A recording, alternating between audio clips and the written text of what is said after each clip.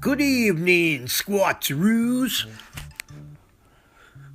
This is Sasquatch Jones coming at you with a story from North Carolina called Bigfoot, Big Ass.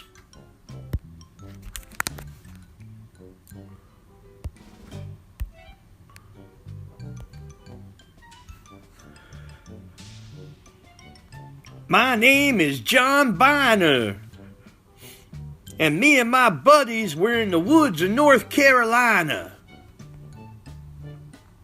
We did an expedition last night at research area number 1, and we hit pay dirt.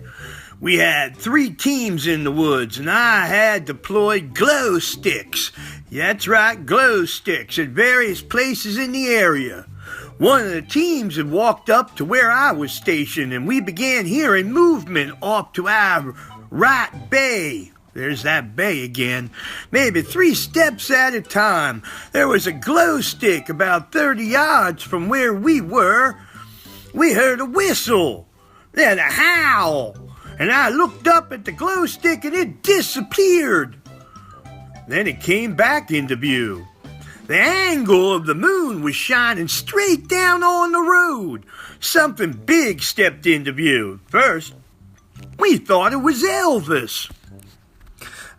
Then I turned my headlamp on and I saw a large bipedal. I don't know why they call these things bipedal. They like to use that term an awful lot, though. We saw a bipedal animal covered in hair. It took 1 step into the woods. I took off. Running towards where it went into the woods. I entered the woods about 50 yards, and then I stopped to listen. With my flashlight, my buddies and I, we followed this creature's footprints deep into the woods, and we went up one side of a mountain and down the other and into some dark gorge. We came around a corner and we thought we heard something funny, like music or something. As we came around that corner, we couldn't believe our eyes. There they were, 30, 40 of these hairy beasts, all sitting there waving their glow sticks. And damn if it wasn't Elvis Presley, singing right there in front of us. Right there in front of us and at those hairy, red-eyed glowing creatures. We were amazed, but we weren't stupid. We quietly backed away, because we know what those creatures can do. They can squeeze us and make our eyeballs pop out. They eat my leg and feet like I was chicken. I couldn't have this. Not so much for me, but my buddies.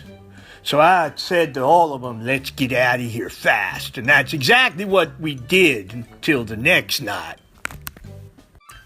A little later, back at the campsite, my buddies and I, we spent half the night talking about what we just witnessed. We just couldn't get it out of our heads. We were sure we'd seen Elvis. And heard him too. Well, what really scared us was we could be surrounded by these hairy man-beasts. The next night, there was a loud rapping on the door of the cabin. We went and opened it, and Lord Almighty, standing right there in front of us was the king. We got down on our hands and knees and we bowed to him. And he answered, "Thank you very much." We kissed his ring and we got up and he came inside. We made him some coffee. And he told us all kinds of fancy tales. He swore us to secrecy, but he allowed me to say this much. Turns out the government, those damn Yankees, they decided to put Elvis in some kind of a witness protection program, and they put him back here in the foothills. Who would know? No one will be looking for Elvis, not now. Not in North Carolina. Turns out that Elvis really is the king. He's the king of Sasquatch. For the next night or two, things got kind of quiet. We decided to stay in our cabin. We were a little terrified. Then suddenly, that next night, somewhere about midnight, we heard the most outrageous sounds. Screaming and shrieking, and I tell you, it had us all shook up. My buddies and I, we just couldn't take it any longer, so we grabbed our rifles and we grabbed our flashlights, and out we went, out into the dark.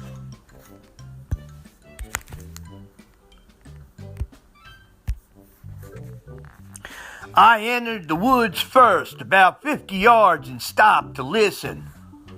At first, I didn't hear anything, so I scanned the woods with my light, and it was standing 30 yards to my right bay. There's that bay again, with its right hand on a tree that had been broken off 9 feet above the ground.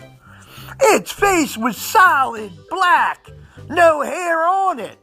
Except for maybe a few sideburns. The hair looked shaggy on them sideburns also. It turned and took 4 steps, maybe 5, and was at the bottom of a hill. Probably 30 yards. I could see its gluteus maximus flexing with each step. One point it turned around to look over its shoulder, and my buddy and I, we looked at it, we couldn't believe our eyes. Wasn't no Bigfoot or Sasquatch at all. That was Elvis running through the woods naked. We tried to track him as far as we could. Never did see anything else. On the way out of that woods, something kept throwing rocks at us. Brings new meaning to rock and roll. That's my story, and I'm sticking to it. Hope you liked it. If you liked it, you should leave some comments on YouTube. Bye. Yo, yo, yo, yo.